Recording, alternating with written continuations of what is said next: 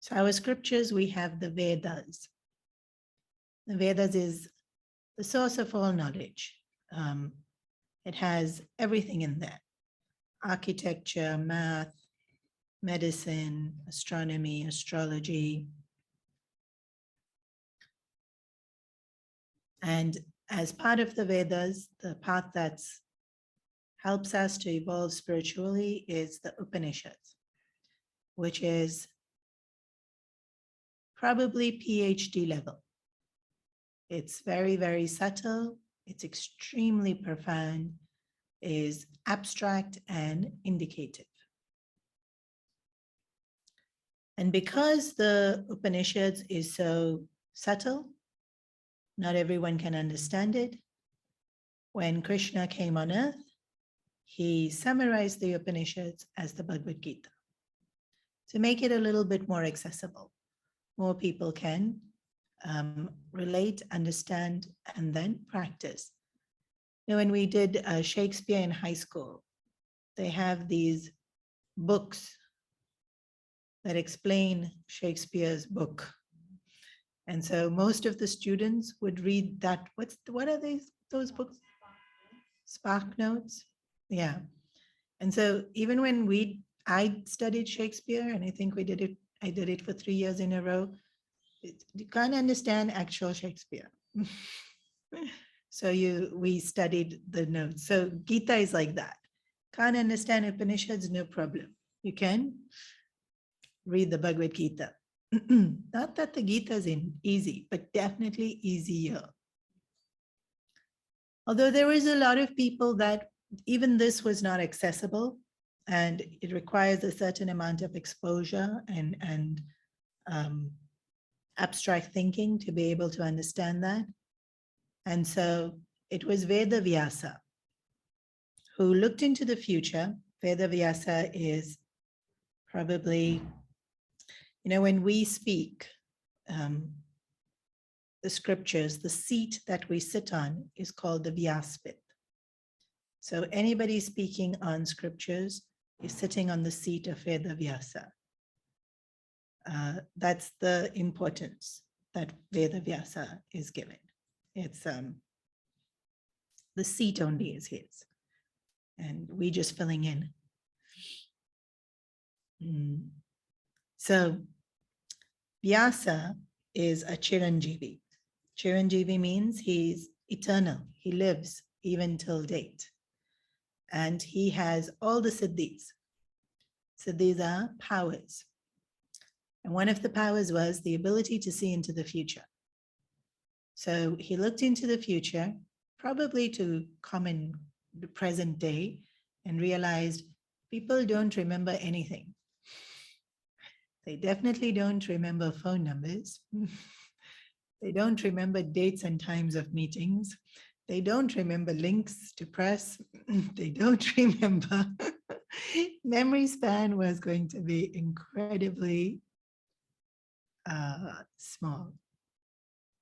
And so he decided to write the Vedas, whereas before it was just remembered. Looked into the future again and realized not only are they going to lose their memory, they're going to lose a lot of their intelligence. So we have to simplify it to a point where they can understand. And the simplest way of teaching is always also the most effective way of teaching. So that's what's beautiful about scriptures. The simplest is always the most effective. So the simplest way of teaching is stories. Because we remember stories. There's a beginning, there's a middle, there's an end, there's happenings. Sometimes there's emotions that we can relate to, or sometimes it's, oh, how can that happen? You know, like Shiva cuts off Ganesha's head. There's shock. And so everybody knows that story. How many other Ganesha stories do you know? Just that one. Why? Because he cut off the sun's head. And so there's this. We remember it. That's the point of a story.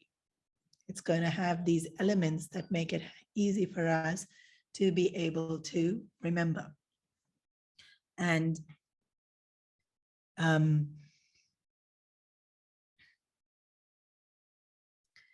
so Ved Vyasa wrote the Puranas.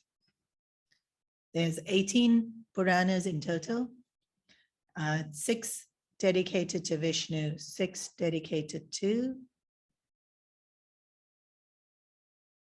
I think I got the number wrong, Shiva, and 6 dedicated to Devi. Does that add up to 18? Oh, good.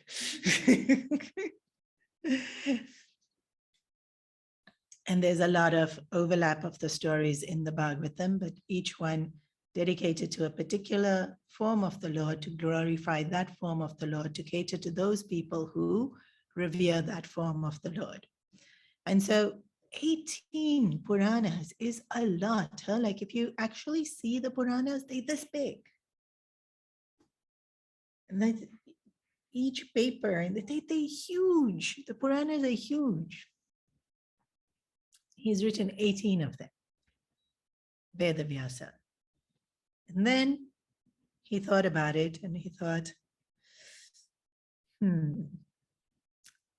need to leave one more thing. And this is where we see compassion play out in a different way. Usually when we talk about compassion, we think of Mother Teresa helping the lepers on the streets of Calcutta, or, you know, somebody feeding somebody as compassion. There was a movie made about the Tibetan monks living with the Dalai Lama, and the person wanted to build a new room in the monastery.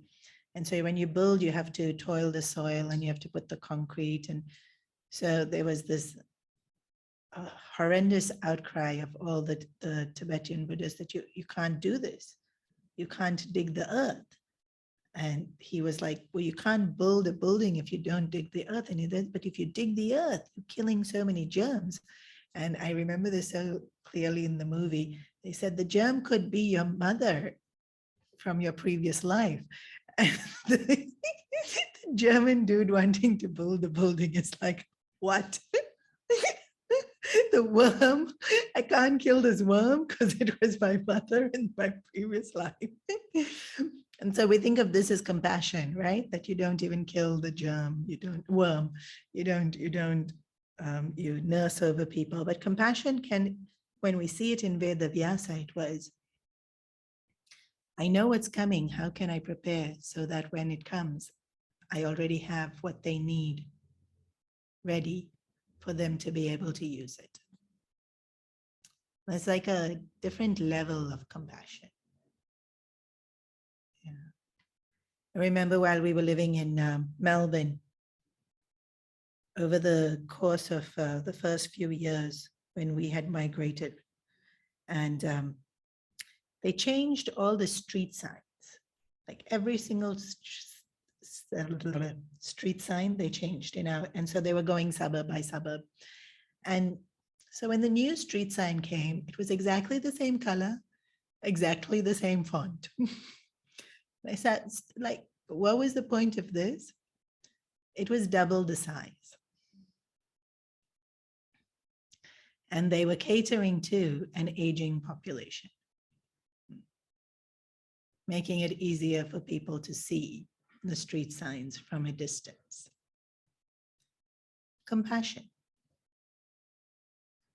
That's actually compassion, right? When you foresee a problem and you solve it so that you avoid the difficulty altogether. And that's what Ved Vyasa was trying to do by writing down the Vedas, by writing the Puranas. And then he thought, no, he hasn't quite done justice. And that's when he put together the Mahabharata. And it's really an incredible epic. It's firstly huge. There is nothing else written in any other culture that is as long and as elaborate and as intertwined and interwoven and as symbolic and as like it's literature-wise a masterpiece, psychology-wise a masterpiece, language-wise a masterpiece. Of course, to appreciate the language, you have to know Sanskrit. And we don't. So we're not going to be able to appreciate the poetry of the Sanskrit in the Mahabharata. But for you to know that it's brilliantly written from a poetic point of view, from a grammar point of view, from a technical point of view. And then in terms of how to, each character, and then the intertwining of stories, and the most important is the relevance that it has in today's world, right? The relevance that we see, that we can still role model ourselves based on those characters. And we can still assess what it is that we need to do in a current situation based in a situation that happened in the Mahabharata, right? Do I sacrifice? Don't I sacrifice? Do I fight? Don't I fight? And so we'll see all these characters, like Bhishma makes a vow and then he refuses to break his vow. Should we stick to what we say or do we amend it? Or something like Drona took also a vow, but it would have been better if he didn't stick to it. So when do we stick to it and when don't we stick to it? These are the kind of lessons, but also because the inspiration of each character is jealousy or lust or desire or the wanting of goodness or the wanting of power, then these are still all motives what we find we live our days with. Right? Or romance. There's a lot of romance in the Mahabharata. And again, this is something that influences people immensely. Right? So you read the Bhagavad Gita and it tells you, control desires. And then you think, yeah. And then you read the Mahabharata and you see desire and desire and desire. And you can see how that desire plays out. And this is probably one of the most beautiful things about Mahabharata, is that the desire plays out in my life and then in generations to come. We don't necessarily realize the extent of the domino effect of actions. Yeah. So even if we flick through the pages of history, then we saw World War I. Domino effect of World War I was World War II. Then World War II led to, was it the baby boomers? And then the next generation and the next generation until now we got to Generation Z. Say Z, right, at the moment? And how each one's thinking is influenced by the previous generation's parenting. And why they have that mentality was the previous generation's parenting, which was based on all the way we can go back to World War II, World War I actually, right? Because we have enough history to show us. So why am I the way I am today? It's just me. Well, no, it's not just you. It started with World War I. But in the Mahabharata, it shows it from a family lineage point of view. Yeah. And how mistakes in thinking can happen repeatedly. So in my lifetime, I follow a pattern of thinking, maybe make the same mistake again and again. But also we do it generation after generation after generation. And so the Mahabharata really helps us to see that a lifetime is but one chapter in a big, greater story of things. which is a wonderful way to start to see ourselves. Because otherwise we get so stuck in me and this life. So Ved Vyasa wrote this Mahabharata to help, first and foremost, show this interconnectedness of all of us. What I do affects you, and what I do affects people that have not yet even been born. And we see this. We see this so often, right? So if you go back to World War II, so much of the prejudices that were formed in World War II, because this country was fighting this country. Why didn't they like each other? Something to do with geography, or something to do with money, or something to do with, ulterior motive of the politicians at that point in time. And the racism has stayed.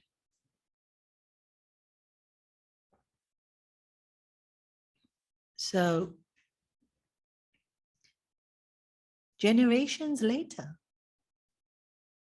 that racism has stayed. Or a country making another country feel inferior, and that feeling of inferior stayed. Mainly, we see it with the British, but any country that bullied and conquered another country, there's all this residue emotions towards those people and towards who we are. So the Mahabharata shows this beautifully. The interconnectedness of all of us. And that's why the Mahabharata is so complicated, because there's a story in the story with a backstory and the front story, and there's a lot of, because it's showing interconnectedness and the extent of the domino effect.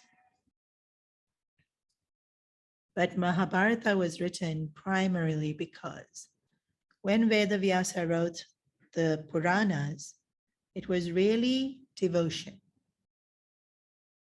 Like if you read the Bhagavata, it was sheer devotion.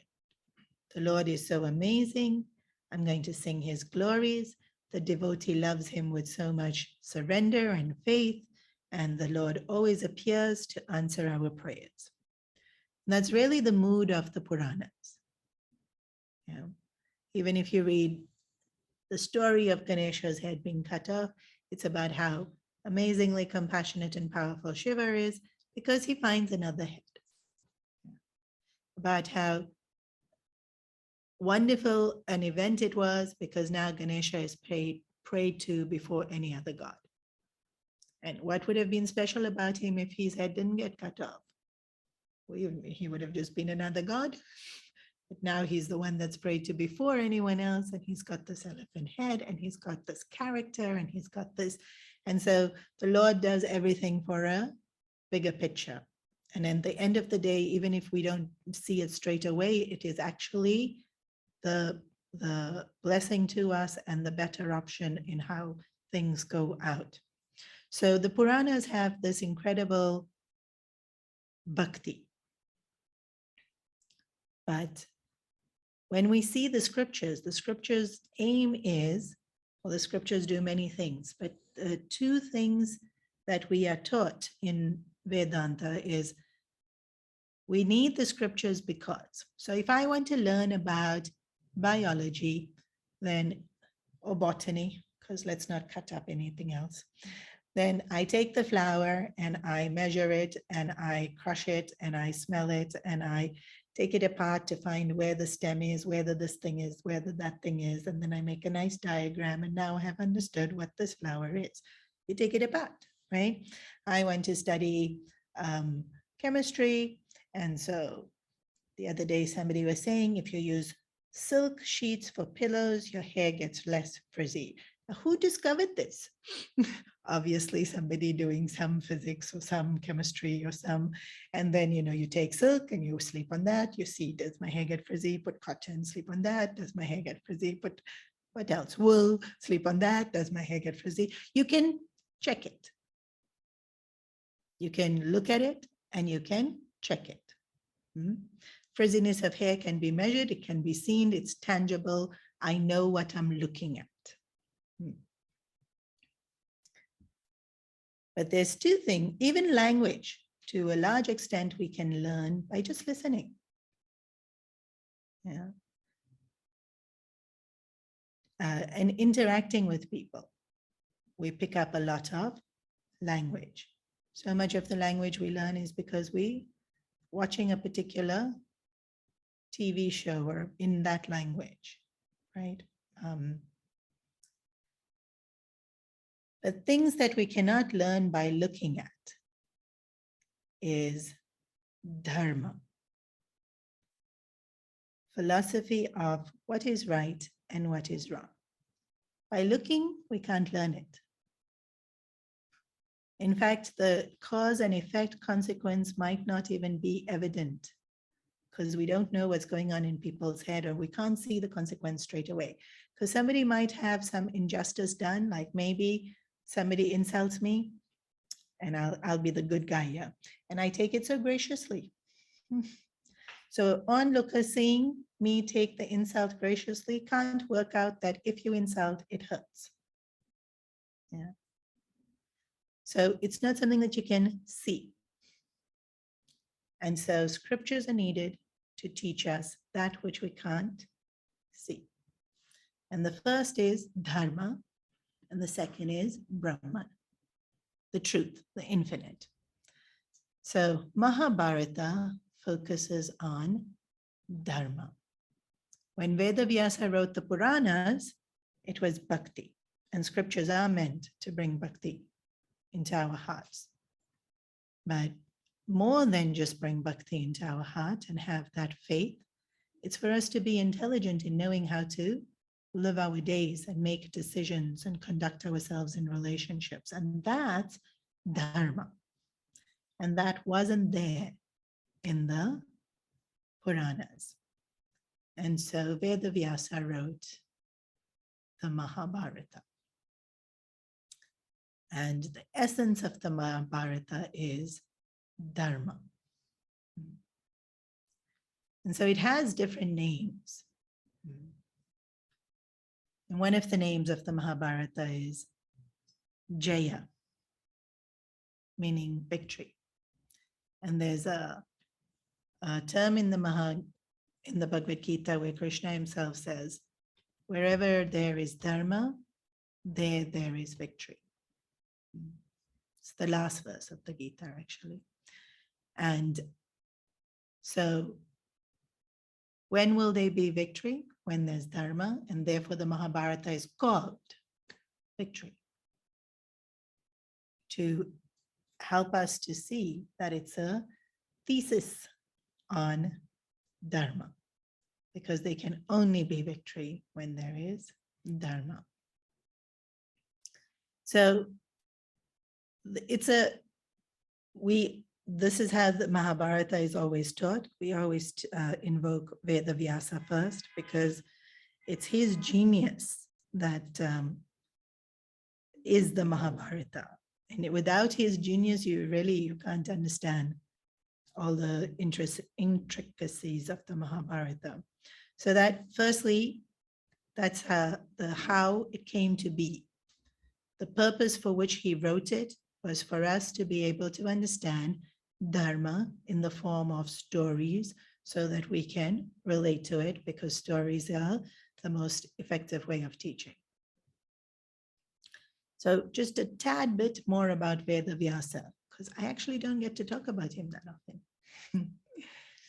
Vyasa, the word Vyasa, his name means diameter, which I always thought is interesting. Would you ever name anyone diameter? I mean, when I first came to Hong Kong, you hear some really random names like apple and circle and pen, but I've never met anyone with the name diameter.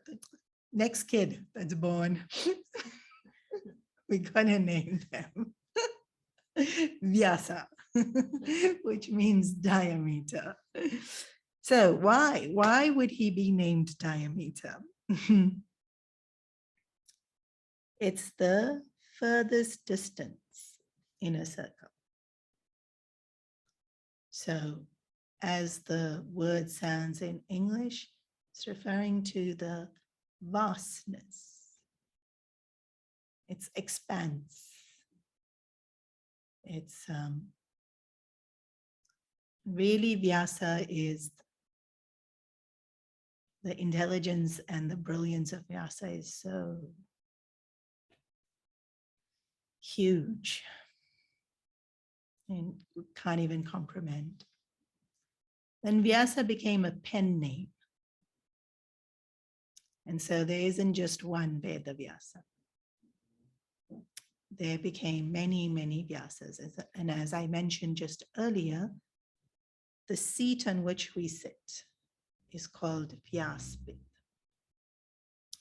And so anything spoken from the Vyaspit is Vyasa. And so the saying in this about him is, anything that can be known has already been known by Vyasa. Any discovery, any invention, any storyline, any plot twist, any funny ending, any dramatic turn of events, all of it has already been thought by Vyasa.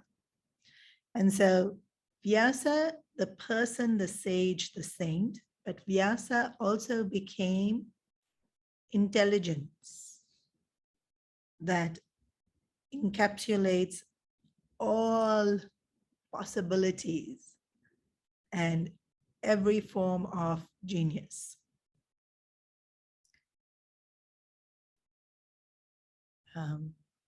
So it became total mind, Ishvara himself. And because Ved Vyasa is such an incredible rishi, it fits that we honor and worship and adore him as Ishvara principle itself. So the idea here is there is no thought that you can think that Vyasa hasn't already thought. We taught this on day one in the ashram. And why is it important? Because we all think we're so smart. Like, I have this really cool idea. I came up with this really cool joke. And then we told, nope. Anything that can possibly be thought of has already been thought of by Ved Vyasa. And so that idea of his incredible intelligence, or intelligence itself, being far more pervasive than I am. Okay, so that's about Ved Vyasa. Now, how did this come to be, this writing of this Mahabharata come to be? And the story is well known, but I'll tell you little bits and pieces that I have come across in my journey. So firstly, Vyasa started writing the Mahabharata, and he kept getting writer's block. True story. Even Ved Vyasa got writer's block, but hello, he's thought everything that can possibly be thoughted. Why was he getting writer's block? And then he meets another great rishi. And the rishi says to him, did you pray to Ganesha before you started? And Vyasa said, no. Well then, it won't work. You won't be able to write anything if you don't pray to Ganesha before you started. And so Ved Vyasa invoked Lord Ganesha. And his thoughts all cleared up. And the ideas started flowing. Is the original story. Then, because the thoughts were flowing so fast, and he had so much to collect within his own thinking, he didn't want to ruin it by worrying about grammar, and meter. So when you write in Sanskrit, you have to write in, it follows a rhythm. So it's poetry, it's not prose. Even when you're writing prose, when you're actually writing, and if you stop to correct something, it ruins your flow. You have to write, and then go back and correct. But otherwise, it flows. So he was in flow, and he decided that, no, I don't want to sit and write because that will obstruct. And so again, it was suggested to him, ask Ganeshji to scribe. So everybody knows this bit, that Ganeshji scribes, but not necessarily everyone realizes that without invoking him first, you can't write. Because it's a Purana, it's an itihasa, but it's anything to do when we want auspicious beginnings. It's the idea is not necessarily only Ganeshji. The idea is we close our eyes and we think of the divine, whichever form. Of course, it told Ganeshji, so we follow, right? Move into new house, Ganesh Puja. Buy new car, Ganesh Puja. New office, Ganesh Puja. We start with auspicious beginnings. So when we see the picture, we see Ved Vyasa sitting as though here, Ganesha sitting as though there, Ved Vyasa talking and Ganesha writing here. But if you go to the Himalayas, to the spot where Vyasa was sitting when he wrote the Mahabharata, yes, it's still there. Yes, we know that that's the spot where Vyasa wrote to sit the Mahabharata, because everything in the Himalayas got named according to rishis that were there. So that cave is called Vyasa wrote the Mahabharata cave.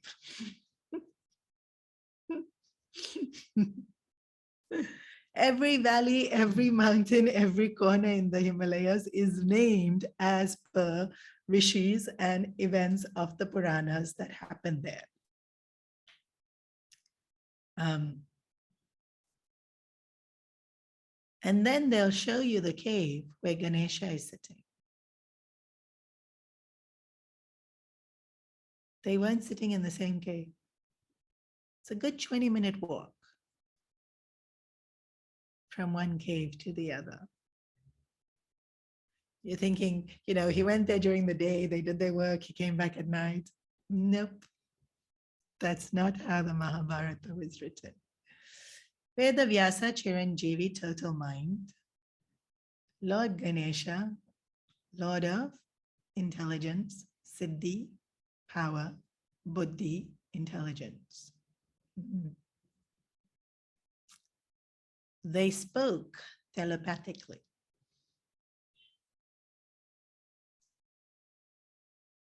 Vyasa just, because, even to speak it slows you down. Vyasa thought it. Ganesha wrote it. How cool is that? When we understand the magnitude of the capacity that the author had, you'll understand that the Mahabharata can't be some random, simple story. Can't be all just made up belief fluff. It's not entertainment. I mean, if they have telepathic powers to be able to conceive every thought ever thoughted, and then when they put something together, it's going to be significant. Yeah. And then the story again, most of y'all know, Ved Vyasa wanted someone to scribe. Ganesha said, I'm not going to sit around waiting for you to think of your thoughts. Don't waste my time. You have to be really fast in your dictation because I'm really efficient in my scribing. Then Vyasa said, fair. Okay, I will not stop talking. You keep writing, but you have to make sure you've understood what I've said before you write it. And so the story will go, that's Vyasa said that so that he could take a break every now and then. He wanted to go to the Louvre. The Indian caves, what does it matter if he wants to go to the Louvre? Was that really the reason? Maybe have a drink of water. Obviously not. Anyone who's a teacher, make sure you understood it before you write it down. How can this epic reach us if the person writing it only doesn't know what they say? Yeah. It's ensure that it's sensible, ensure that the message is being communicated efficiently. And so every now and then, Ganesha would have to pause and think about how to say it.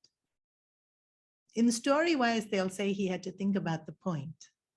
But, Siddhi Datta, Buddhi Datta, he's intelligent. They communicating telepathically, yeah, he's intelligent. He's not the type of person to get confused. But sometimes the way to actually articulate it will make a difference in how somebody else is going to be able to comprehend it. And so it would take him a while to note down how to say it in the most precise, concise way. And so everything Ved Vyasa did was beautiful. But the Mahabharata has this added beauty of Lord Ganesha scribing it. Lord Ganesha himself is scribing it. Lord Ganesha is the remover of obstacles. And so what is the Mahabharata teaching us?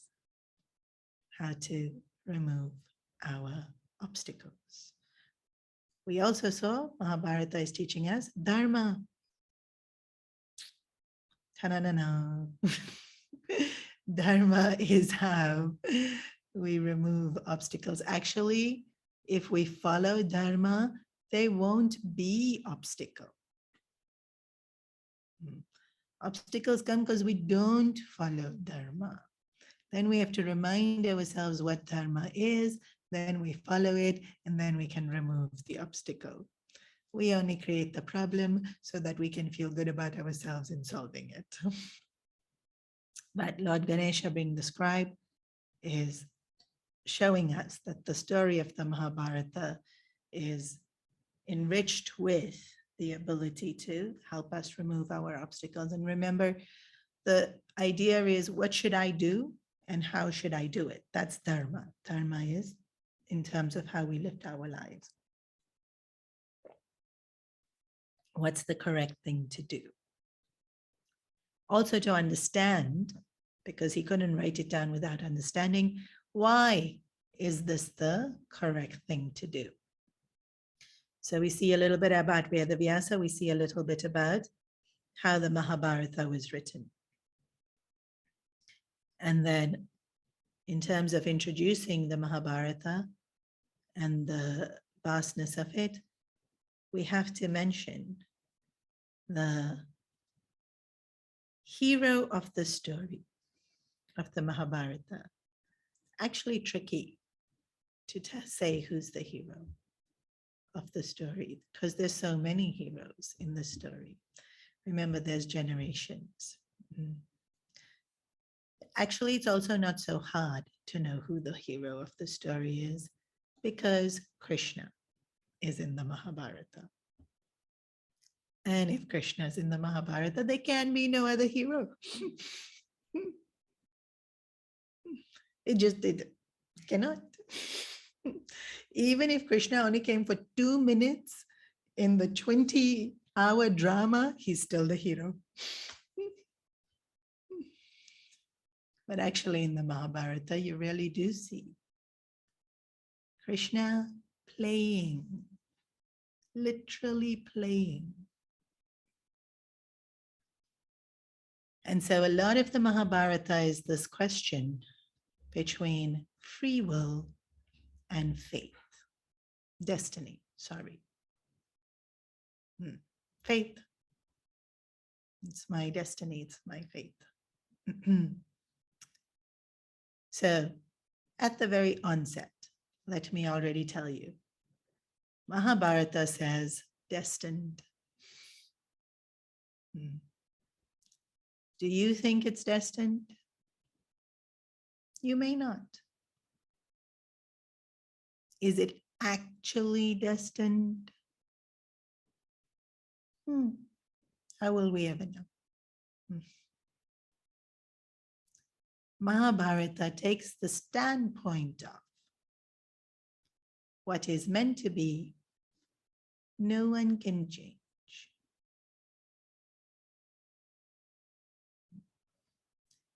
And this is important that we know this going into the Mahabharata, because that's the reasoning that sometimes characters use for doing what they do. And remember I said, it's about right and wrong. So am I using this reasoning to just do what I want? Or am I using this reasoning to accept and surrender to the higher? And so it's really, really beautiful, because Bhishma uses this reasoning. Whatever has to happen will happen. And Bhishma is coming from a point of view of having done tapas and being austere and having made incredible sacrifices and not compromising on truth in the least bit. And then you see Karna using this reasoning of whatever will be, will be. And I know you don't, maybe not familiar with the names as yet, but as the story unfolds, you will be. And his reasoning is not so clear cut. Yeah. When he uses the reasoning, what will be, it's like, no, you can change that. So even though Mahabharata has the premise of there is a destiny, not absolutely everything, but there is a destiny that we will have to face. It's not an excuse for anything. And it shows us even that. It shows us how it's not an excuse. Okay, so, but because this is going to come up in the Mahabharata, pretty much at every turn, we're going to talk a little bit about free will and destiny. Gurudev in the Gita has made it super clear that our past, altered by the present, equals our destiny. So let's say all of the last 10 years, woke up, had a cup of tea for breakfast. Tomorrow, what will I do? Have a cup of tea for breakfast? Is it my destiny?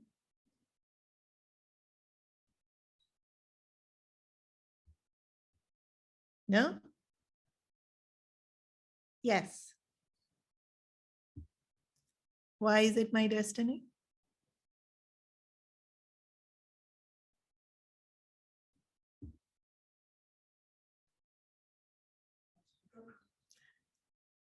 Because I created it.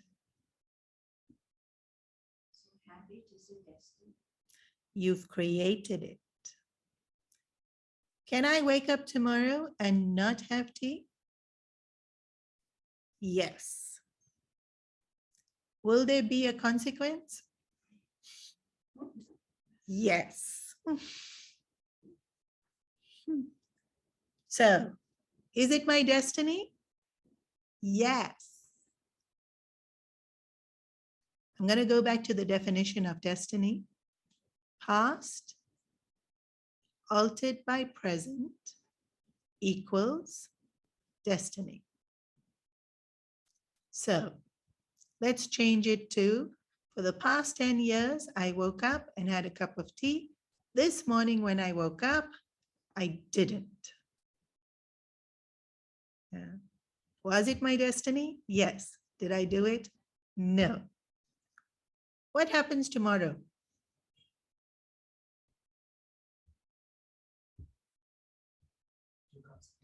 2 cups of tea.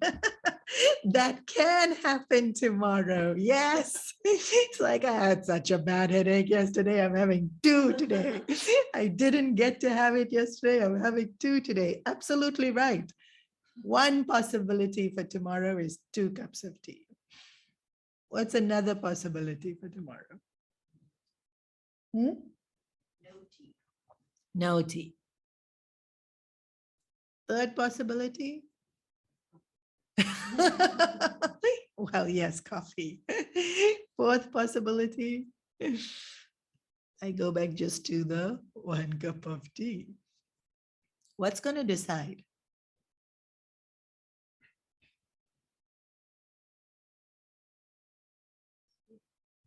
Past altered by present. When I wake up, I will want tea. That wanting can lead me to having it.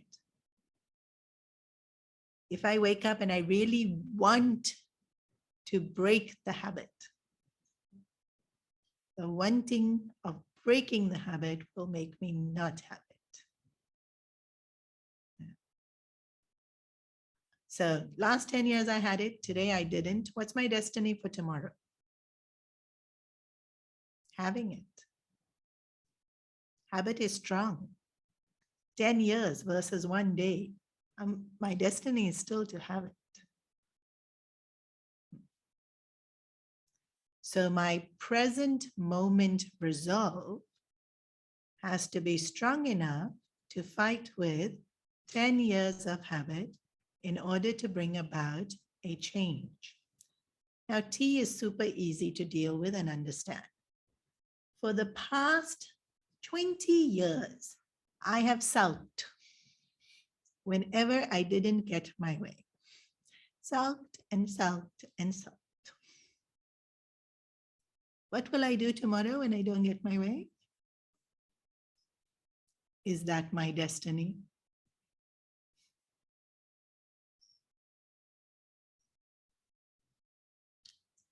Who made it my destiny?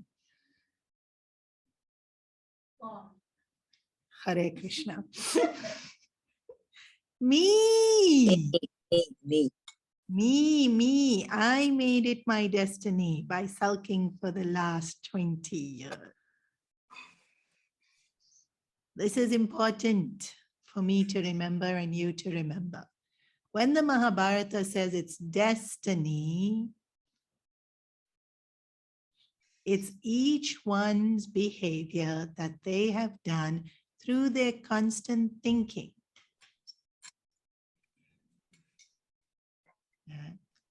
So each character acts as per what they have been thinking. And so tea is fine. Will I have money? Maybe. Is it my destiny? Maybe. Maybe I'm just not working hard enough. Maybe it's my destiny. Will I be good looking? Maybe.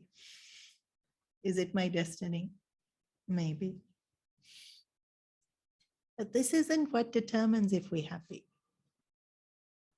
I can be good looking and miserable. I can be wealthy and miserable. Good looking is not deciding happy. Wealthy is not deciding happy. What will determine if I'm happy? What's determining my destiny to be happy? Not the events. Maybe destiny decided I'm stunning and amazingly rich. Am I happy? That's a whole different destiny. So destiny might provide the framework of events that we have to go through. Destiny doesn't determine me having love and me having happiness. That's me creating. Even the good looking and the wealthy is me creating, but for different reasons, and it can be more complex than just punya and papa. Okay, so as we go through the Mahabharata and destiny gets used, we have to be super clear that it's past altered by present thinking, which then leads to acting. Okay, that's Ved Vyasa, Mahabharata, destiny. Any questions?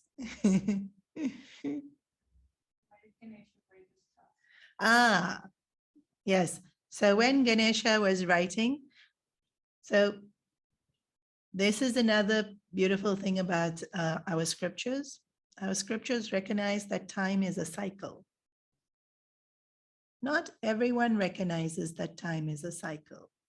Many people think of time in a linear fashion. We think of past, present, and future as a straight line. And we think of past having happened and we know it. Present is where we are, and we think of future as unknown. But actually, that's not the case.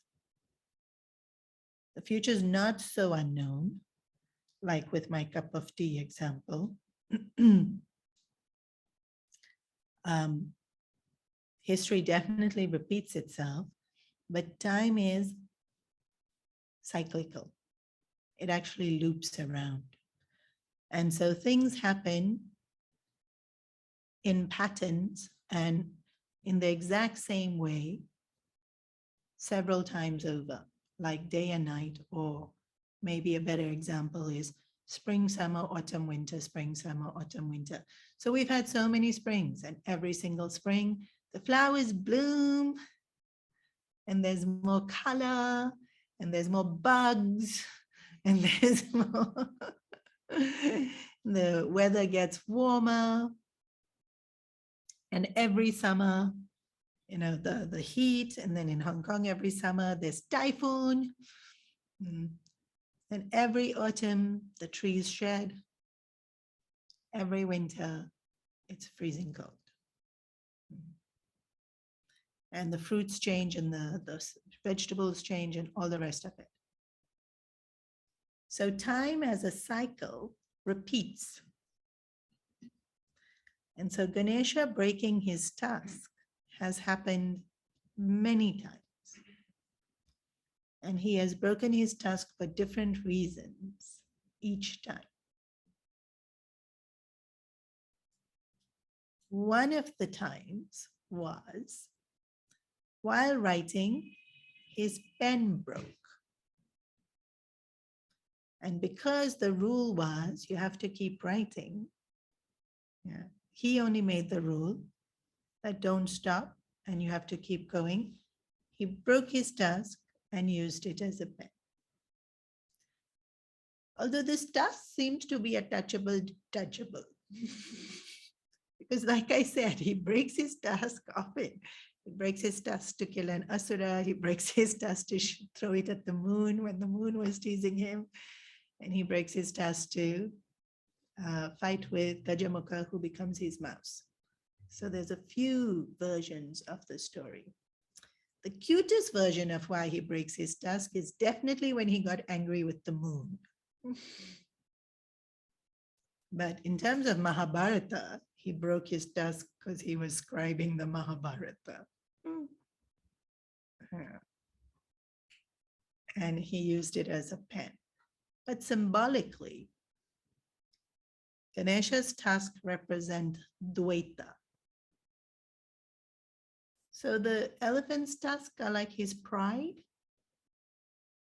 I don't know if the elephant feels that, but humans definitely feel their tusk is like pride, right? Because the ivory was sold at such high prices, and the bigger the tusk was, that the elephant was considered to be more powerful and more of a head of the elephant herd. So I don't know if the elephant feels it's a sign of pride, but we definitely view it as prestigious, the tusk of an elephant. And you know, in the art drawings of Ganesha, the tusk is so small, but when you see elephant tusk, they're huge. And they're not violent animals and they're not aggressive animals. So they don't use it to fight very often, although they are able to fight. So because it's a sign of status and pride and vanity, he breaks the tusk. And only one is there to show that if there's only one, we don't have status and pride and vanity. Right? If I see you as me, I don't want to be better than. I don't want to outsmart or outlook or outdo you. And so symbolically, Ganesha breaking his task is to remove duality, which festers with competitiveness and status and pride. That's symbolically why the task is broken. Story-wise, as I mentioned, there's a few versions of the story.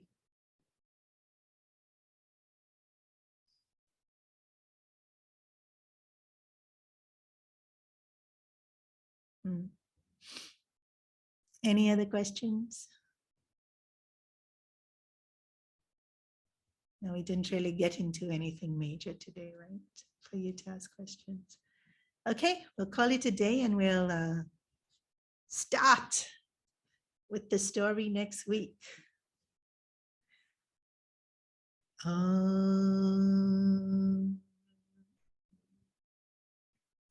Sarve bhavantu sukhinah, sarve santu niramaya, sarve bhadrani pashyantu, ma kaschit dukhabhag bhavet, asato ma satgamaya, tamaso ma jyotirgamaya, mrityorma amritam gamaya. Om Purnamada Purnamidam Purnat Purnamudachyate Purnasya Purnamadaya Purnameva Vashishyate. Om Shanti Shanti Shanti. Harihi Om. Shri Gurubhyo Namaha. Harihi Om.